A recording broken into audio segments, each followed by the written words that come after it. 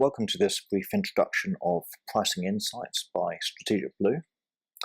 Pricing Insights is an educational tool intended for anyone with significant exposure to the future price of cloud services, and particularly to Amazon Web Services.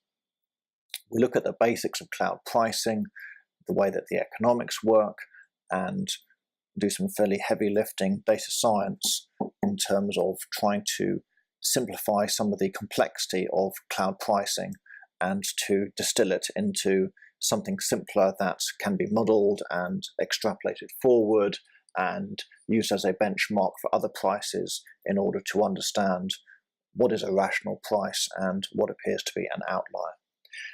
This work is done in collaboration with Oxford University's eResearch Centre under a knowledge transfer partnership that is funded by the UK government's Innovate UK programme.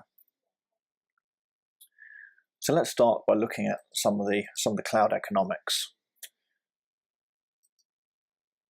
The crucial thing to understand about the cloud is the economics are entirely driven by one's ability to share infrastructure with other users. And this is a little tool that helps you to understand the effects and the scales of that depending upon the level of sharing involved, how many different people are sharing, and their relative sizes. And you can have a little bit of a play with this tool that essentially explains what in statistics is known as the central limit theorem. The way that Amazon in particular shares its EC2 virtual machines is by bundling together an amount of CPU with an amount of RAM, memory, and an amount of storage. They have these previous generation instances that have HDD, so spinning disk storage, and they have the older style CPUs where they measure that in their own proprietary elastic compute units. You can see that the different instance sizes map onto lines in this three-dimensional space, these vectors, and roughly speaking, the resources double in amount as you go up any one of these instance family vectors, and the prices more or less double as well. But that is an oversimplification. This works for the current generation as well, and again you can see these nice vectors where the instances line up into, in this case, the 4 different instance families. Looking at the instances like this allows us to simplify the pricing so that it's not done on a per instance basis, but rather we come up with a formula, i.e. an algorithm, that allows us to imply the pricing for the CPU and for the RAM and for the storage, and thereby use those prices to come up with an implied price for any combination of RAM and CPU and storage. And that is very useful for benchmarking between different providers, looking at how much it would cost to move VMs from in-house into the cloud, and various other applications. So in terms of that algorithm, it's very important to understand whether the algorithm has given us a good fit or not. And we've gone to quite some extensive effort in terms of demonstrating that we have a good fit. So in these charts here, and there's rather a lot of them, we have calculated our fitted price using our algorithm and compared it against the actual price. And where the fit is nearly perfect, i.e. it's within 1% of the actual price, we've marked it as green.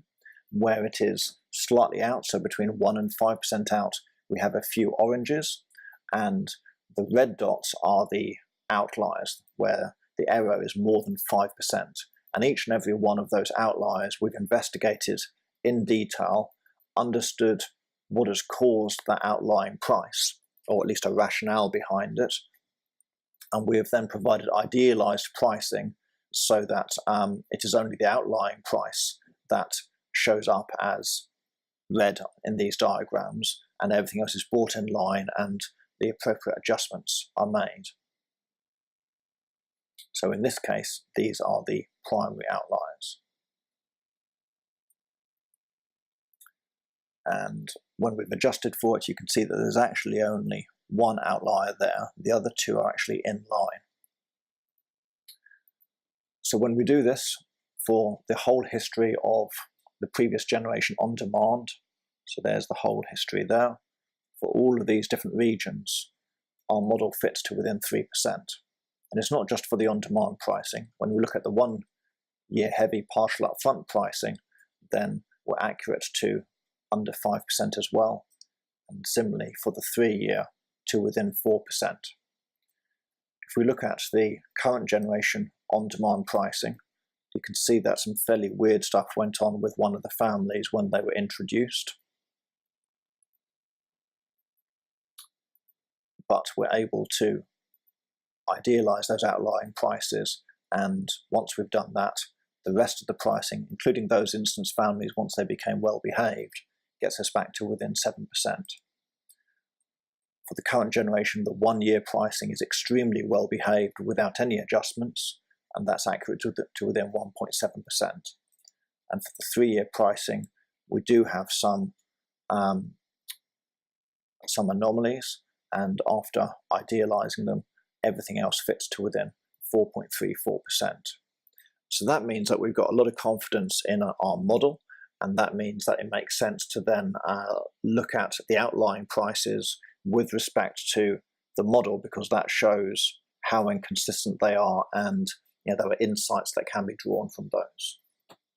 Those insights are generally summarized in this section here. And if I click on these boxes, there's a full analysis of those insights, what they mean, what they are, and you can investigate them. The way that we generate those insights is by using our tools. And so I'm going to briefly show you the Price Explorer for instance pricing. And I think it's always nice to start off with the classic on-demand pricing. I want the actual data. Let's go with US East 1, the original region for Linux. And let's look at the M1 small, which was the original AWS EC2 instance. So the price of M1 small goes back beyond here and is basically flat back to when it was introduced. But you can see 1 drop, 2 drops, 3 drops, 4 drops. The M1 small price has actually only had its price dropped 4 times. So when Amazon announces price drops, you should not assume that that applies to all instances. So by way of example for that, let's look at, let's take the i2 family. i2 family has never had a price drop.